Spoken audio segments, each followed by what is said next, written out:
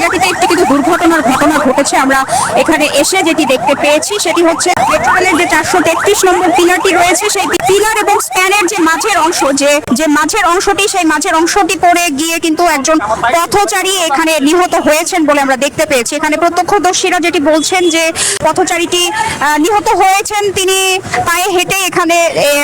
পায়ে হেঁটেই তার গন্তব্যস্থলে যাচ্ছিলেন, কিন্তু হঠাৎ করেই খুব বিকট শব্দে মেট্রো রেলের পিলার ও স্প্যানের মাঝের যে অংশটি, যে কালো সদৃশ অংশ, সেই অংশটি পড়ে গিয়ে একজন পথচারী নিহত হয়। এবং একই সাথে এই অংশটি তারা যেটি বলেছেন, এটা সেই অংশটি কিন্তু দুইবার ড্রপ খেয়ে পিছলে যায়, যার ফলে আরো একজন পথচারী কিন্তু আহত হয়েছেন। হাতের কিছুটা অংশ ফেড়ে গিয়েছে বলে কিন্তু এখানকার পথচারীরা বলেছেন এবং তাকে তৎক্ষণাৎ হাসপাতালে পাঠানো হয়েছে। তো আমরা যিনি নিহত হয়েছেন তার কিন্তু নাম পরিচয় জানতে পেরেছি।